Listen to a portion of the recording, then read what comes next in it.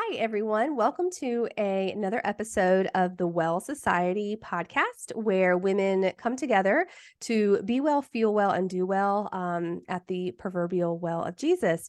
Today, we are continuing the Refiner's Fire series, and I have a guest from Louisiana with us here today. I've got Colleen Faul. She is a mom of two beautiful young girls, and we will talk a little bit more about that. And she is also a children's book author and an Etsy shop owner. Her Etsy shop is all about creating items and selling items for different disability awarenesses. And she has kind of found herself in a position of being a mom mentor for children, and we'll get into that in here in just a minute. So, Colleen, thank you for being here with us today. Thank you so much for having me, Erin. It's great to be here. Yeah. So, tell us just a little bit more about who you are, your family, and all that good stuff. Sure. Like Erin said, my name's Colleen Faul, and I actually have a son and a daughter. Oh, very good. Yeah, no, my oldest, I have a son who's 3 years old and a little girl. Her name is Grace. She's 19 months old, and she is blessed with special needs. And that's kind of a lot of what my story centers around is my daughter's diagnosis and our journey with her. So, but in the meantime, I'm married to a wonderful man named Lance, and we've been married for almost 5 years now. And we had two kids very close together. And we live in Broussard, Louisiana, and it's been a wonderful journey to get to this point in our life. And then we started having kids. We were very excited, but then my daughter, when she was about 5 months old, she started exhibiting behaviors that we weren't really sure about. She started regressing in her development. All of a sudden, she wasn't able to roll over anymore. She wasn't able to smile or laugh, and she was avoiding eye contact. And that started to concern me. And we brought her to her pediatrician, and I voiced all these concerns. And they said, well, let's get her in to see a neurologist. We'll set up an appointment for you. But the neurologist department here at the hospital where we are right now, you're not going to get in for a really long time. So we'll refer you to this place in Baton Rouge, which is about an hour away from where we live. And I said, okay. But then trying to get an appointment with this place in Baton Rouge was just a circus show. I kept on trying to call and call to even just set up an appointment. And a month went by and we still didn't even have an appointment yet because one thing or another wasn't going through. And then towards the ends of November of 2021, Grace started exhibiting this weird behavior where she would throw her arms up and oh, sorry, where she would throw her arms up in the air. And you can tell it wasn't voluntary because if you looked at her face, you could tell she was surprised by it. And it even scared her a little bit. And she would start crying afterwards. And she would do that over and over again in rapid succession. And I was looking at her and I was like, this doesn't look normal. I don't know what this is, but this doesn't look normal. And I showed it to my husband and he said, oh, she's just playing. She'll be fine. I showed it to a couple of people and they were like, no, she's just being silly. But my gut was telling me that something was very wrong about that. And so finally I showed it to my mom. I showed what she was doing to my mom who lives next door to us. And she also said no, something is wrong about this. And so I grabbed Grace, my daughter, and I grabbed Lance and I said we're going to the emergency room right now.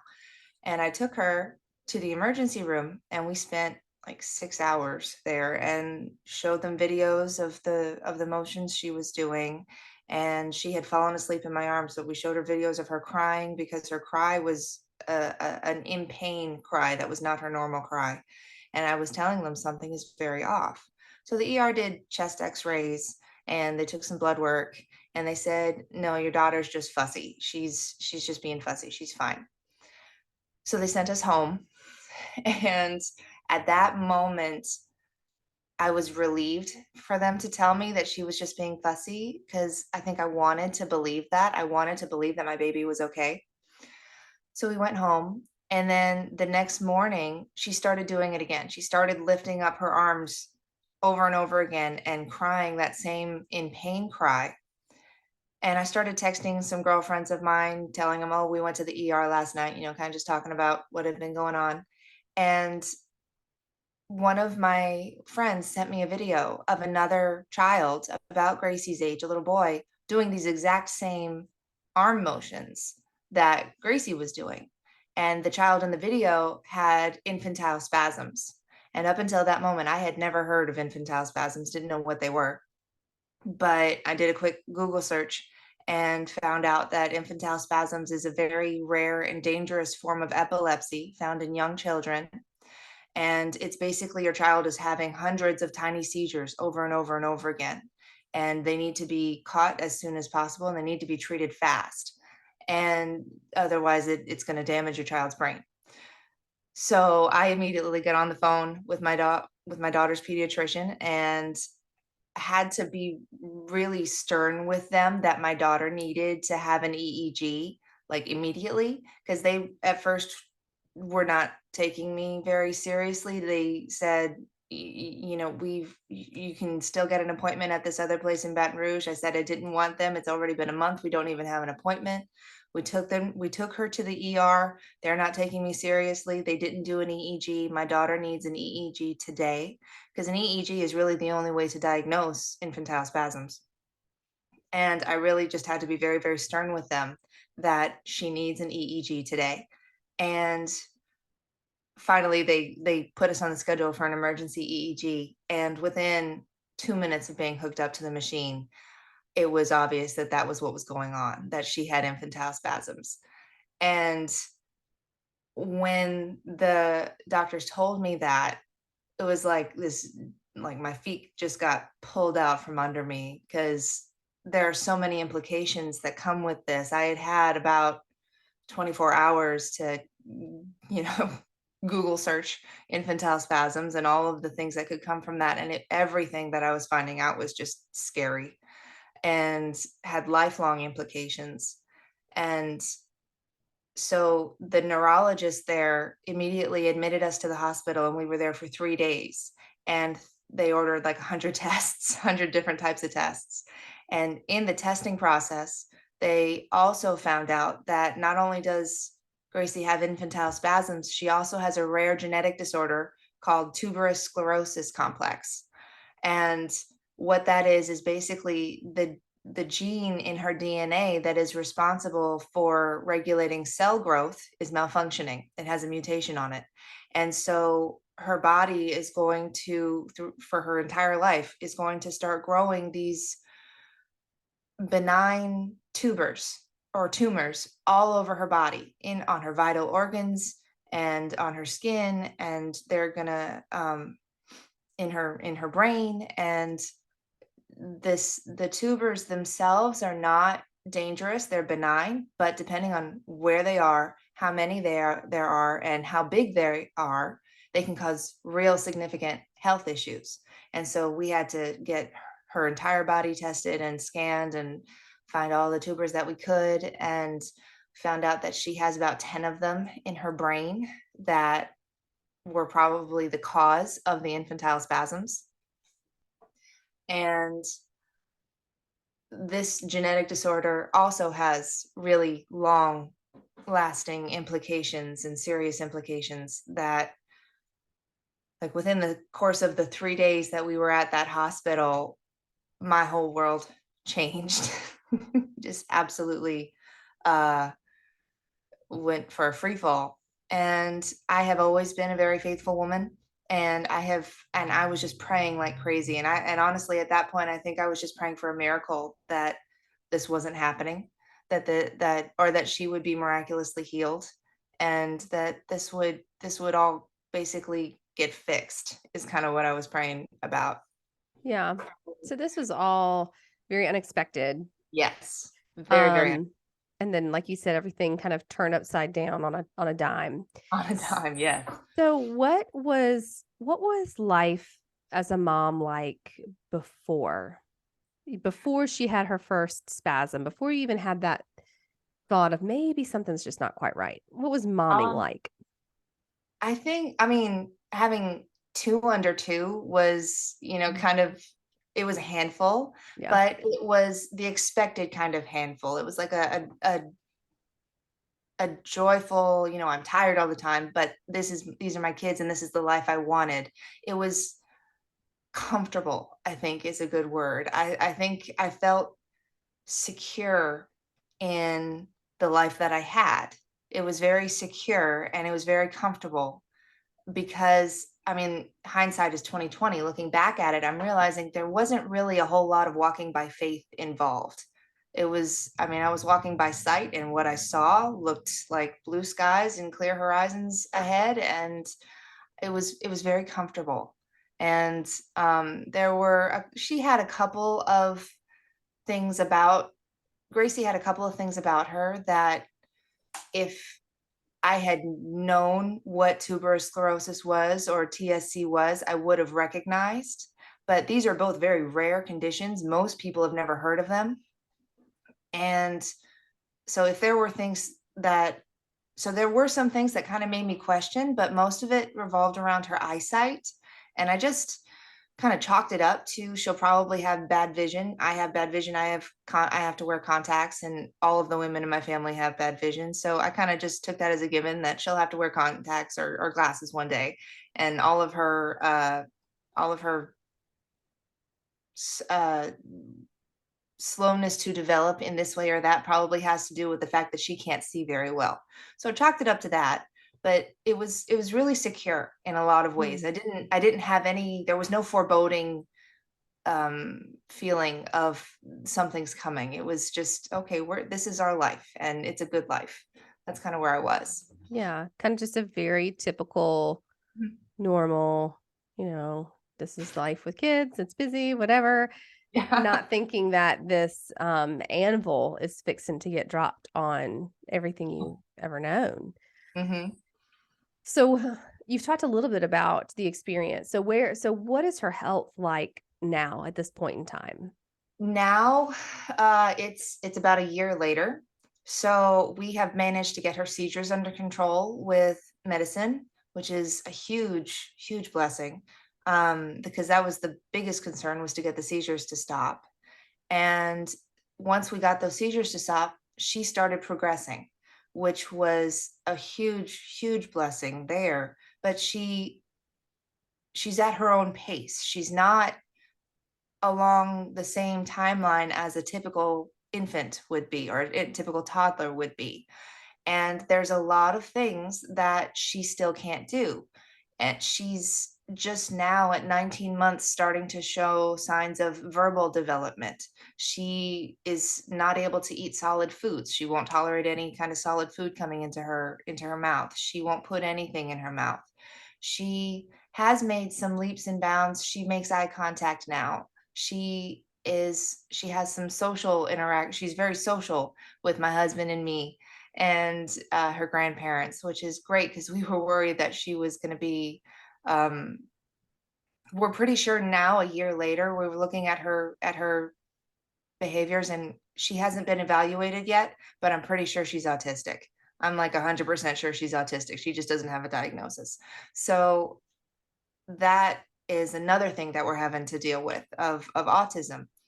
And she has surpassed so many of our worst fears that bubbled up in those first 3 days at the hospital. She's walking, she's happy, she's a beautiful little girl. She is unique. She's a handful. Um, but she's beautiful. And but at the same time, even though it is such a beautiful blessing to have my daughter, she's not what I was originally thinking that I was going to have Mhm. before all of this. She's not the daughter that I thought I had before. And so adjusting to that new reality of what our life is and what her life is and who she is has been a journey this last year. And it's been a real pruning process for me of just letting go of the things that I didn't even realize I wanted, but I realized I wanted them really badly without Mhm. even realizing it. And having to let go of those and having to put her first and having to put God's will for my life first and coming to peace and being docile to God's will for my life. And even though it's not what I was expecting or thinking I was going to have one day, it's been life now. I'm I'm going in a very roundabout way of answering your question. Life Yeah, you're now, a fine. year later, is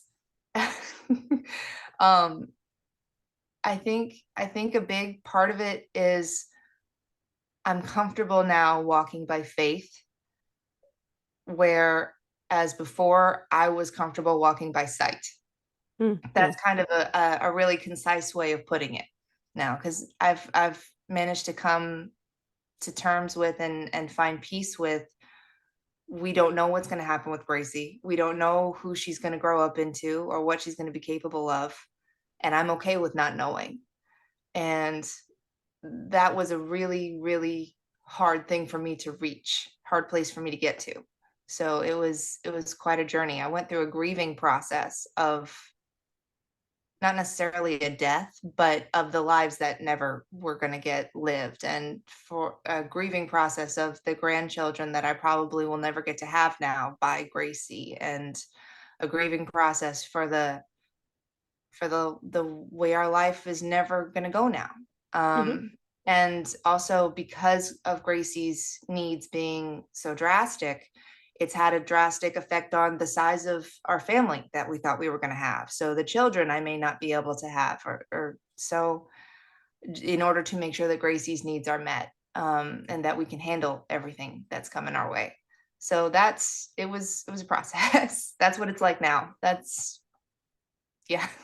Yeah, yeah, and you talk about the pruning and, and then this is obviously about the refiner's fire, which is very similar to pruning. It's the same concept. Um, and so like the pruning and the refining and and all of that, what are some of the main things that you felt the Lord was pruning? Obviously, he was refining you from the life that you thought you were going to have, the experience of mothering a daughter that you thought you were going to have, and what that future is going to look like. Kind of took away the idealistic viewpoint of that. So that Yeah. was refined Mhm. into what he designed it to be. But what else did he refine in you? I think I think he I look back on it now and I'm realizing, and this has happened a few times in my life with different experiences, but I have found that the most traumatic or most difficult times in my life, traumatic is not the right word, difficult times in my life, when you look back on it, you realize that that was God on a rescue mission, Mm, and he was getting me away from something that was going to keep me from him.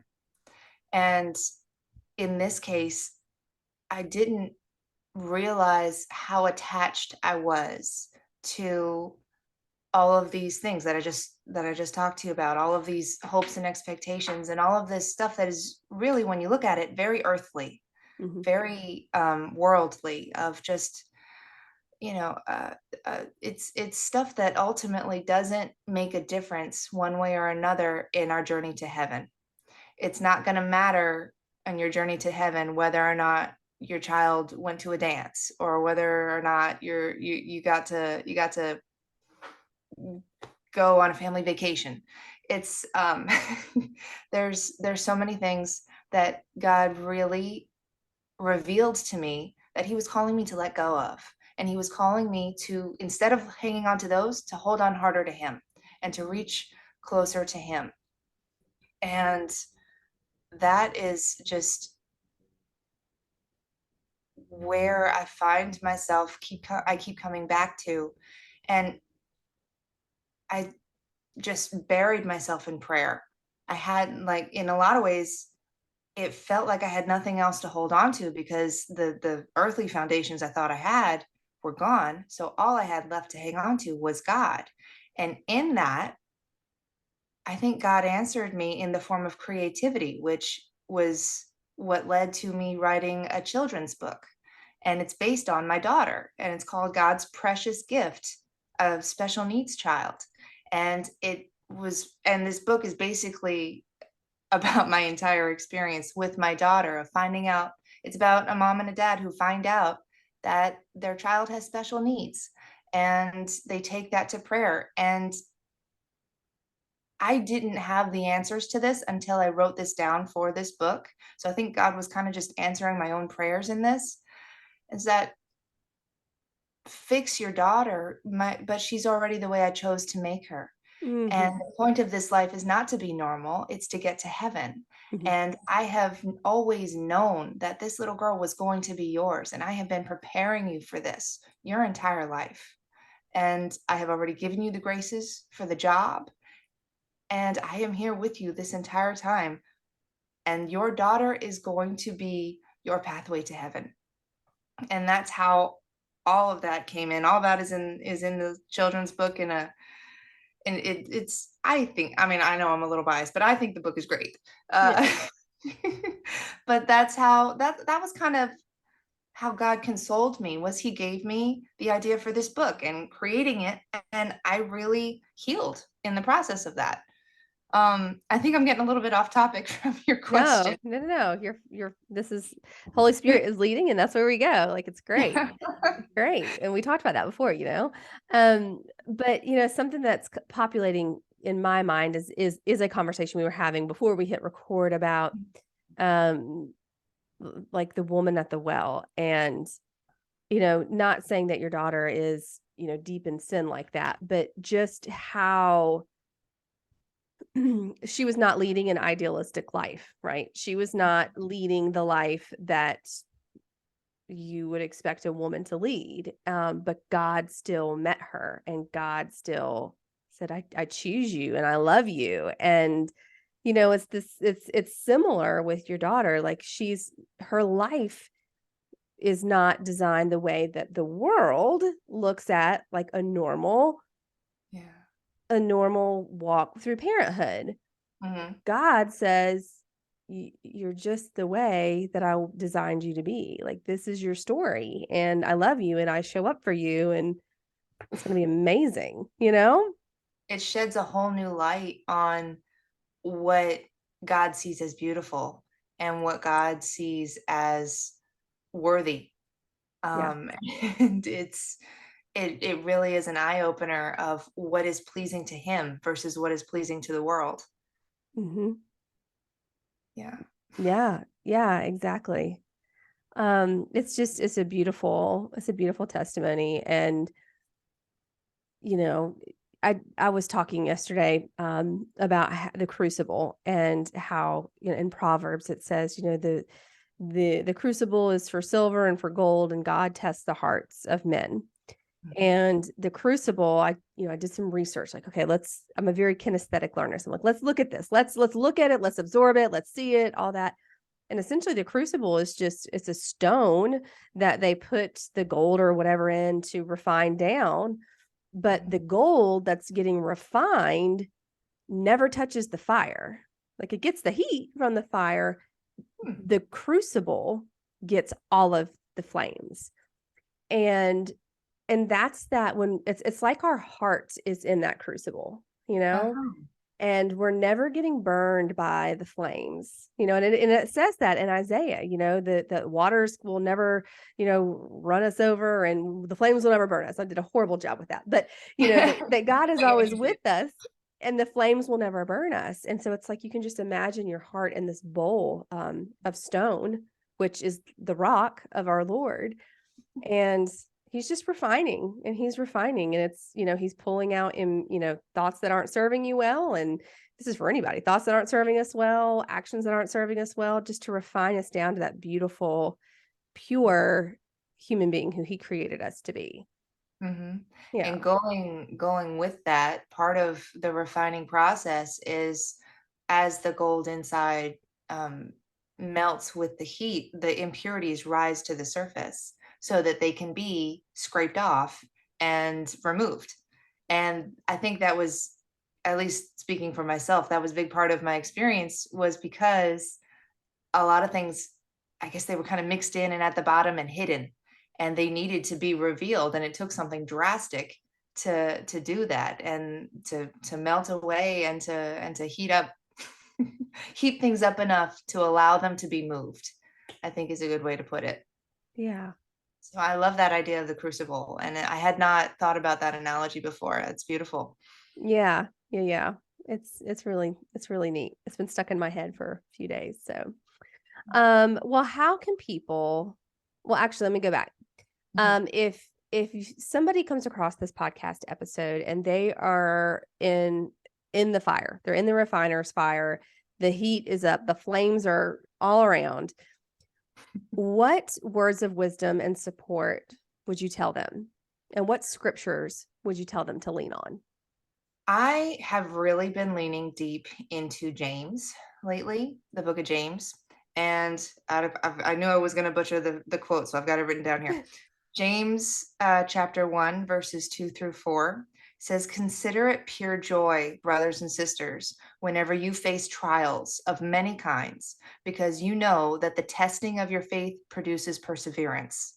Let perseverance finish its work so that you may be mature and complete, not lacking in anything." And that has really just been, um, that's been kind of the definition of what my whole experience has been, is just perseverance, learning perseverance, and in learning that perseverance, finding out that I am not lacking in anything because God provides everything.